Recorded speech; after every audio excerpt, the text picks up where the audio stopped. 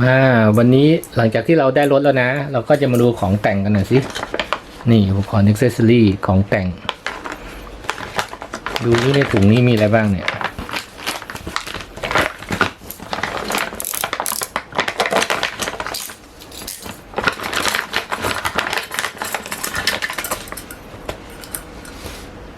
มีถังน้ำก้องแกง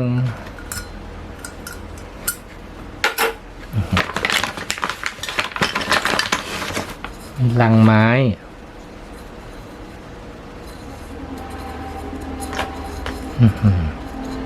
ลังไม้โอเคขึ้นรถเลยนี่ไปถังน้ำมัน200 ลิตร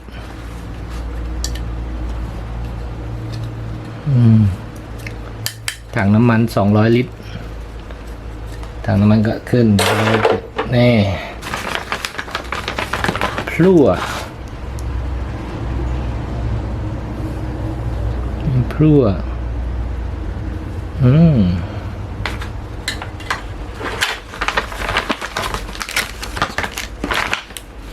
ถังดับเพลิงถังดับเพลิงเราไม่มีโรบาร์ติดไหนเนาะถังดับเพลิงโอเคถังดับเพลิง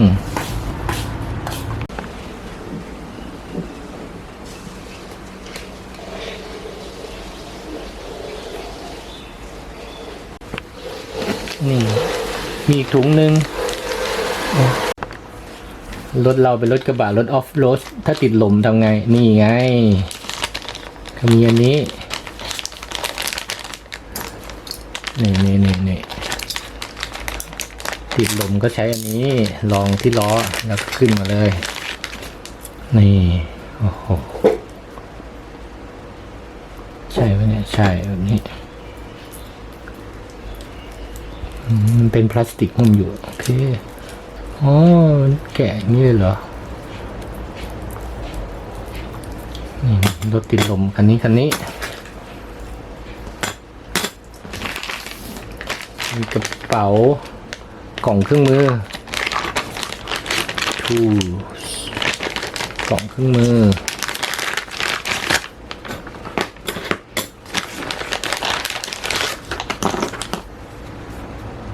กล่องเครื่องมือ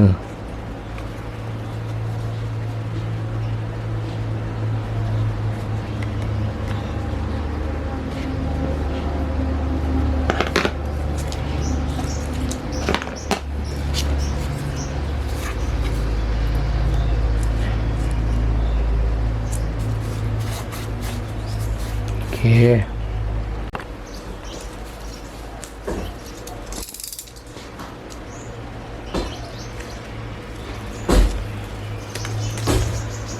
Safety Equipment Case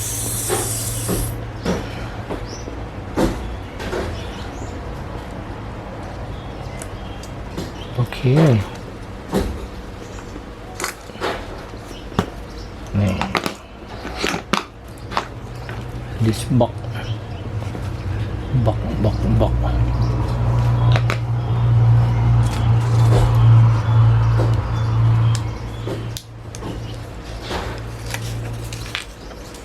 this box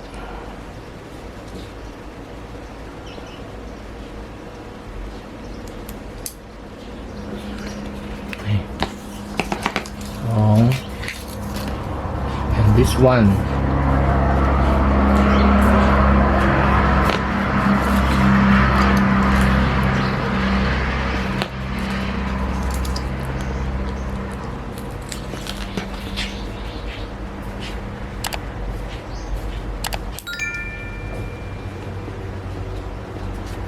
โอเค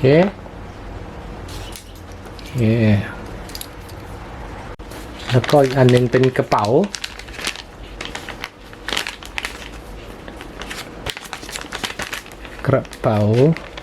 คาร์โก้เกียร์ ABB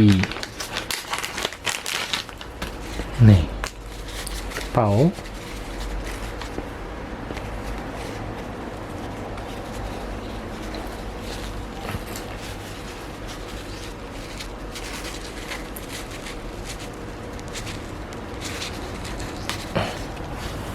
เปิดได้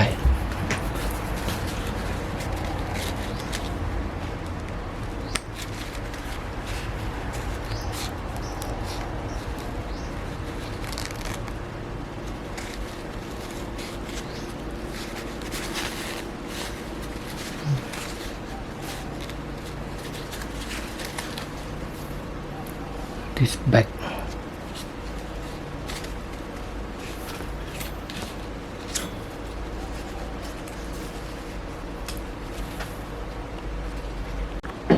นั่นแหละใส่เต็มกระเป๋าแล้วถังน้ำมันแกลลอนเต็มวันนี้เราได้สติกเกอร์มาใหม่เราจะมาแปะรถกระบะเรานี่สติกเกอร์ของเคนบล็อก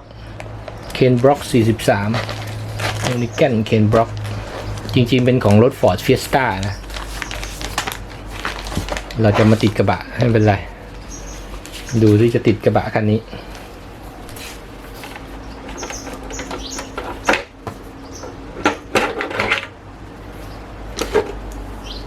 ดูหน่อยสิ